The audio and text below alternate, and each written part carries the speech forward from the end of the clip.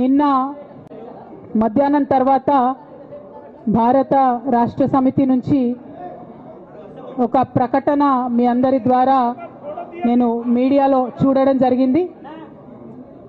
మరి బీఆర్ఎస్ నుండి వచ్చినటువంటి ఈ ప్రకటనలో పార్టీ ఎమ్మెల్సీ శ్రీమతి కె కవిత ఇటీవలి కాలంలో ప్రవర్తిస్తున్న తీరుతెన్నులు, కొనసాగిస్తున్న పార్టీ వ్యతిరేక కార్యకలాపాలు బీఆర్ఎస్ పార్టీకి నష్టం కలిగించే రీతిలో ఉన్నందున పార్టీ అధిష్టానం ఈ విషయాన్ని తీవ్రంగా పరిగణిస్తున్నది.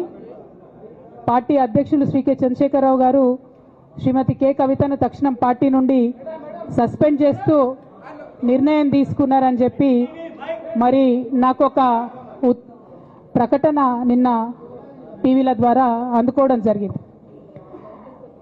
మరి నేను పార్టీ నుండి వచ్చినటువంటి లేఖలో ప్రత్యేకంగా 2 అంశాల మీద మాట్లాడదలుచుకున్నాను. నేను అక్రమ కేసులు పెట్టి నా మీద తిహార్ జైల్లో 5.5 నెలల పాటు ఉండి బయటకు వచ్చిన తర్వాత నవంబర్ 23వ తారీఖు 2024 నుండి నేను ప్రజాక్షేత్రంలోకి వచ్చి అనేక కార్యక్రమాలు చేయడం జరిగింది.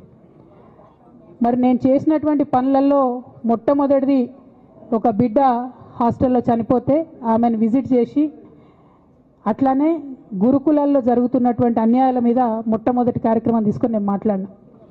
ఆ తర్వాత బీసీలకు జరుగుతున్నటువంటి అన్యాయం, కాంగ్రెస్ పార్టీ మేనిఫెస్టోలో ఇచ్చినటువంటి 42% హామీ కోసము పెద్ద ఎత్తున నేను పనిచేయడం జరిగింది. అట్లానే మహిళలకు 2500 ఇవ్వాలని చెప్పి పోస్ట్ కార్డు ఉద్యమాన్ని నేను చేపట్టడం జరిగింది. పెద్దవాళ్లకు పెన్షన్లు పెంచాలని నేను ఉద్యమాలు చేయడం జరిగింది. తెలంగాణ తల్లి స్వరూపాన్ని మారిస్తే అట్లెట్లా మారుస్తారని రౌండ్ టేబుల్ సమావేశం పెట్టినాం. బనకచర్లు అక్కడ కడుతున్నారంటే దాని మీద రౌండ్ టేబుల్ సమావేశం పెట్టినాం. ఓవరాల్గా తెలంగాణ ప్రాజెక్టులు, అందుబాటులో ఉన్నటువంటి నీళ్లు, వీటన్నిటి మీద కూడా రౌండ్ టేబుల్ పెట్టినాం.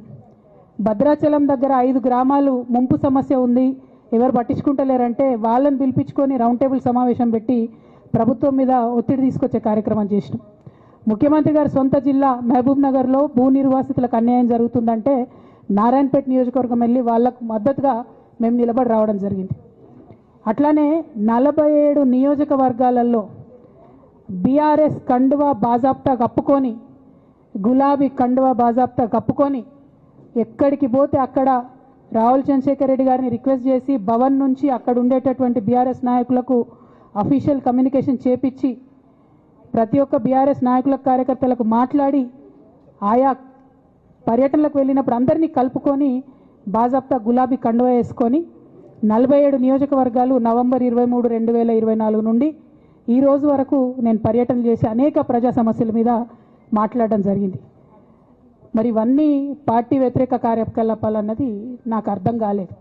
ఎట్లా వ్యతిరేక కార్యకలాపాలు అవుతాయన్నది కూడా ఒకసారి పార్టీ పెద్దలు పునరాలోచించుకోవాలని చెప్పి నేను రిక్వెస్ట్ చేస్తూ ఉన్నాను. అదేవిధంగా మరి బీసీల కోసం నేను పోరాటం చేస్తుంటే అట్లెట్లా మాట్లాడుతుంది, ఇట్లెట్లా మాట్లాడుతుంది, పార్టీకి వ్యతిరేకంగా మాట్లాడుతుంది. అరే, నేను కాంగ్రెస్ పెద్దల మీద ఒత్తిడి తీసుకొస్తుంటే బీసీలకు 42% అమలు చేయాలంటే ఏది పడితే అది చిల్వల్ పల్వల్గా నా మీద రాపించడం, ప్రచారం చేయడం, చాలా దారుణమైనటువంటి పనులు పార్టీలో ఉన్నటువంటి కొందరు పని కట్టుకొని, కత్తి కట్టుకొని నా మీద చేయడం జరిగింది. అట్లానే నేను ఒక మాట ఏమన్నా, సామాజిక తెలంగాణ సాధన కోసం నేను కట్టుబడి ఉన్నా అన్న. దానిలో తప్పేముంది?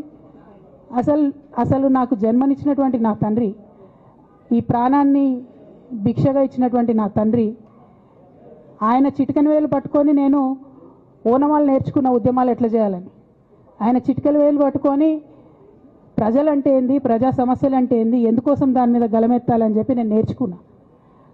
ఆ నాయకుడి స్ఫూర్తిగానే నేను సామాజిక తెలంగాణ మాట్లాడినా. భారతదేశం మొత్తంలో ఇన్ని రాష్ట్రాల్లో ముఖ్యమంత్రులు అయితే 75 ఏళ్ళ స్వతంత్ర భారతదేశం, 79 ఏళ్ళు స్వతంత్ర భారతదేశంలో దళితులకి 3 ఎకరాల భూమి ఇస్తా అని చెప్పినటువంటి ఏకైక గొప్ప నాయకుడు కేసీఆర్ గారు. ఆయన దగ్గర నుంచే కదా నేను సామాజిక తెలంగాణ ఎజెండా నేర్చుకున్నది.